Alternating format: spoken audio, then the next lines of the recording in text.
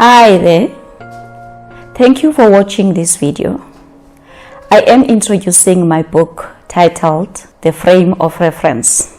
The book addresses how we see the world, how we interpret the world, and how those decide how we lead ourselves, how we lead others, our behaviors, and our decisions.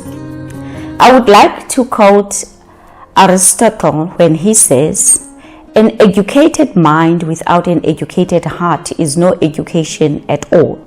The book is founded on the two natures that human beings have, which are flesh and spirit. The reality of spirituality as human beings has been proven by various schools of thought and research. The ones I like most are Maslow's 6 level of needs and Robert Kagan's development stages. I have referred to these natures as two journeys of life in my poem that I call The Traveler. In this poem, I speak of two journeys that a man embarks on, which is the outer journey, the journey of the flesh, and the inner journey, which is the spiritual journey. These journeys do not lead to one another. However, they do complement one another in order for us to reach our complete fruitfulness. These two journeys are accountable to two different worlds, and most of the time they require opposite things and they use opposing wisdoms. What do we do then when we are faced with the dilemma in our daily responsibilities? Every day we make decisions, we act on those decisions, and we sow into these two different worlds, and our stomachs are filled from the fruits of what we have sown. How productive, how palatable, how long-lasting are the fruits that we produce? How consumable is our produce to others?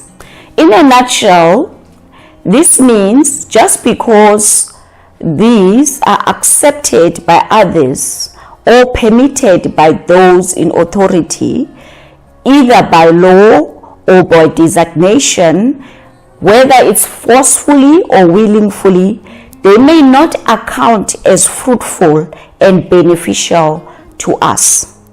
We are then left with the challenge of who to please. Who is the ruler of my success?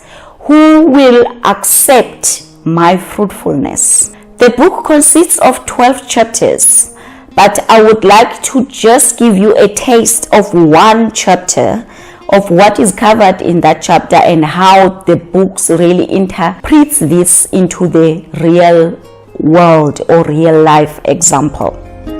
Let us take chapter 10. This is one of my favorite topics around obedience and sacrifice. It is closely related to chapter 6, which is about abundance and scarcity. The mentality that we possess will determine the quality of our success, and every success comes with a sacrifice.